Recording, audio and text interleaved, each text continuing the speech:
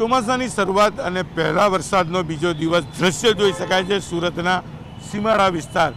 આ વિસ્તાર પાટીદાર આંદોલનનો સૌથી મોટો ગઢ હતો અને સૌથી વધારે સૌરાષ્ટ્રના લોકો રહે છે, રત્ન કલાકારો રહે છે. ત્યારે સુરત જિલ્લામાં પડેલો વરસાદ અને સુરતમાંથી પસાર થતી ખાડીઓમાં જે રીતે વહેલી સવારે 4 વાગે પાણી આવતાની સાથે જ લોકોએ પોતાનો સામાન મૂકી અહીંથી ભાગવાની વારી આવી હતી. દ્રશ્ય જોઈ શકાય છે કે સ્વાગત સોસાયટી આખી પાણીમાં ગરકાવ છે. લોકો સાથે વાત કરવાનો પ્રયાસ કરીશું કે શું કહેવું છે, લોકોનો આક્રોશ છે. જે પ્રકારે કહી શકાય લોકો અહીંયા સામાન કાઢ્યા વગર સવારના અહીંયા બેઠા છે, પરિવારના લોકો અંદર છે. ત્યારે ચોક્કસ એક ભાઈ આપણી સાથે છે, આપણે પહેલાં તેની સાથે વાત કરીશું. મોટા ભાઈ, શું નામ આપનું? અલ્પેશભાઈ. અલ્પેશભાઈ, ક્યારે પાણી આવ્યું, કેટલી તકલીફ? રાત્રે 3:30-4 વાગે પાણી આવ્યું. કોઈ તંત્રએ જાણ પણ નહોતી કરેલી હતી, એમને પાણી આવી ગયેલું હતું. પહેલી વખત પાણી આવ્યું? આ 25 વર્ષથી આ પ્રોબ્લેમ છે. આ પણ ખાડી માટે બહુ જાદુ ફંડ ફાળવવામાં આવે, એનો પૈસો ક્યાં ભ્રષ્ટાચારમાં વહી જાય છે. બિલકુલ, ખાડીની સમસ્યાને લઈને ચોક્કસ લોકો હેરાન થઈ રહ્યા છે, પરેશાન થઈ રહ્યા છે. દ્રશ્ય જોઈ શકાય છે કે જેમ જેમ તમે અંદર જશો તેમ પાણીનું લેવલ વધતું જાય છે. કારણ કે જે પ્રકારે ખાડીનું પાણી મોડી રાત્રે 3:30થી 4 વાગ્યાની આજુબાજુ આવ્યું, એટલે કે લોકોએ પોતાના ઘરનો સામાન નથી કાઢી શક્યા, સૂતેલા હતા અને લોકોએ બૂમાબૂમ કરતા લોકો ઉઠ્યા છે અને નીકળી ગયા છે. ત્યારે ખાડી સૌથી મોટો પ્રશ્ન છે અને ખાડીને લઈને સુરતમાં મહાનગરપાલિકા હોય, ધારાસભ્ય હોય કે સાંસદ, તમામ લોકોએ રાજકારણ કર્યું છે, પણ આ રાજકારણનો ભોગ સામાન્ય વ્યક્તિ જ બની રહ્યા છે. ચોમાસાની શરૂઆત થતાની સાથે સુરત સહિત દક્ષિણ ગુજરાતમાં છેલ્લા 2 દિવસથી વરસાદ અવિરતપણે વરસી રહ્યો છે. ગઈકાલે પહેલા દિવસે વરસાદે સુરતને ડમરોળ્યું હતું, જ્યારે બીજો દિવસ છે અને બીજા દિવસે નજારો જોઈ શકાય છે. સુરત ગ્રામ્યમાં પડેલો વરસાદ અને સુરતમાંથી પસાર થતી જે ખાડીઓ છે, ખાડીઓ ઓવરફ્લો થઈ ચૂકી છે. લોકોના ઘરોમાં પાણી પ્રવેશી ચૂક્યા છે. જે વિસ્તાર જે મેં જાણ છે, પણ ખાડીઓનું પાણી છે જેનો ફ્લો છે, એટલે કે આગળ જવું અમારા માટે હિતાવક નથી. ન્યૂઝ 18ની ટીમ તમારા સુધી લોકોની સમસ્યા લઈ પહોંચવાનો પ્રયાસ કર્યો છે. અમે કમર સુધીના પાણીમાં પહોંચ્યા છે, પણ આગળ જતાં પાણીનું લેવલ 9 ફૂટ સુધી છે. ક્યાં આગળ 9 ફૂટનું છે તે અમને ખ્યાલ નથી, જેને લઈને અમે અહીંયા અટક્યા છે. ટ્રેક્ટરની રાહ જોઈ રહ્યા છે, પણ ચોક્કસ અંદરની સોસાયટીઓનો નજારો બતાવીશું. લોકોના ઘરમાં 3 થી લઈ 5 ફૂટ સુધીના પાણી જોવા મળી રહ્યા છે. કેટલાક લોકો પોતાના મકાનના ઉપરના ભાગમાં જતા રહ્યા છે, તો કેટલાક લોકો બહાર નીકળી ગયા છે. વહેલી સવારે 3:30થી 4 વાગ્યાની આજુબાજુ ખાડીઓ ઓવરફ્લો થઈને ગણતરીની 15 મિનિટમાં જે પ્રકારે પાણી આવ્યા, તેને લઈને લોકોની મુશ્કેલી. એક ભાઈ આવી રહ્યા છે, પાણી તો જુઓ છાતી સુધી પહોંચ્યું છે. શું નામ છે ભાઈ તારું? હિરેનભાઈ. ક્યાં ગયા હતા?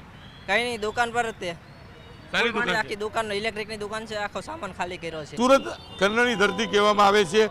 ચોક્કસ 2006માં રેલ આવી હતી, અવારનવાર આ પ્રકારની રેલ આવે છે, પણ પાણી ઉતરતાની સાથે લોકો ફરી ધબકતા સાથે ધમધમતું સુરત કરતા હોય છે. પણ જે રીતે 2 દિવસથી સુરત બગડી છે, ગઈકાલે વરસાદનું પાણી અને આજે ખાડીના પાણીને લઈને સુરતની દશા જોઈ શકો છો, દ્રશ્ય જોઈ શકો છો. કેટલા પાણી વચ્ચે અમે ઊભા છે અને આગળ જવાનો પ્રયાસ કરીએ છીએ, પણ આગળ પાણીનું લેવલ ખૂબ જ ઊંચું છે, એટલે કે ચોક્કસપણે જીવનું જોખમ છે, જેને લઈને અમે બહાર નીકળી રહ્યા છીએ. થોડી વારમાં ટ્રેક્ટર આવ્યા બાદ અંદરના નજારા અમે તમને બતાવવાનો પ્રયાસ કરીશું. સુરતના સરથાના અને સીમાડા રોડ પર આવેલી અનેક સોસાયટીઓમાં ખાડીના પાણી પ્રવેશ્યા છે. મકાનોની દશા બતાવવાનો પ્રયાસ કરીશ કે જે મકાનો છે તેમાં 3 થી લઈ 5 ફૂટ પાણી છે. લોકો પોતાના મકાનમાં સામાન જે પરિસ્થિતિમાં છે તે મૂકીને નીકળી ગયા છે. દ્રશ્ય સીધા જોઈ શકાય છે. વાલમ સોસાયટી છે કે જે સીમાડા રોડ પર આવી છે. થોડીક વાર પહેલાં આ સોસાયટીમાં આવવાનો પ્રયાસ કર્યો હતો, પણ મુખ્ય ગેટ પાસે 5 ફૂટ અને ત્યારબાદ 9 ફૂટ પાણી હતું. જોકે સોસાયટીમાં 3 થી 5 ફૂટ પાણી છે. લોકો માટે ફૂડ પેકેટોનું મહાનગરપાલિકાના સ્થાનિકો દ્વારા મોકલવામાં આવી રહ્યા છે. આપણી સાથે આગેવાનો છે, આપણે સીધા એમની સાથે વાત કરીશું. મહેશભાઈ અણગણ, કોર્પોરેટર, આમ આદમી પાર્ટી. મહેશભાઈ, શું કહેશો આ સ્થિતિને લઈને? કારણ કે લોકોની સમસ્યા વધી રહી છે છેલ્લા કેટલાક વર્ષોથી. છેલ્લા જેટલા વર્ષોથી મને યાદ છે ત્યાં સુધી દર ચોમાસાની અંદર અહીંયા કોઈ પણ સ્થાનિકને પૂછો એટલે પાણી ભરાય જાય છે.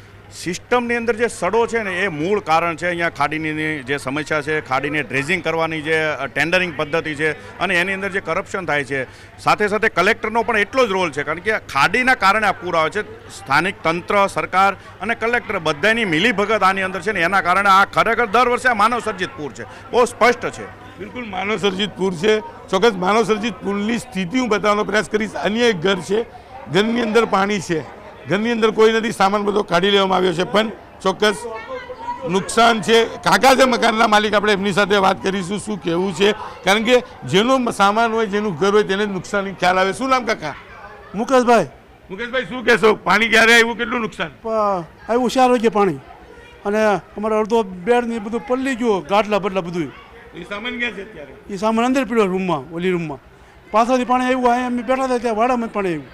4 વાગે જાગતા હતા? હા, જાગતા હતા 4 વાગે ત્યાં નીચે પાણી હતું, ત્યાં વાંચ પાણી આવ્યું. ખાડીની બાજુમાં આવેલી છે અને છેલ્લા 10 વર્ષથી આ લોકો આ સમસ્યાથી પીડાય છે. ચોક્કસ નેતા હોય, અધિકારી, તમામ લોકો સમસ્યાને લઈને ચર્ચા કરે છે ચોમાસા પહેલાં. પછી ચોમાસું ગયા બાદ ખાડીની વાત માત્ર કાગળ ઉપર રહે છે અને ફરી વરસાદ આવતા ખાડી ઓવરફ્લો થાય છે અને ખાડી આ નુકસાન સર્જે છે. ચોક્કસ નુકસાન થાય છે જે મકાનમાં રહેતા હોય તે લોકોને. અધિકારી કે નેતાઓને નુકસાન નથી, પણ નુકસાનને લઈને સુરતના લોકોને દર વર્ષે મોટો ફટકો પડે છે.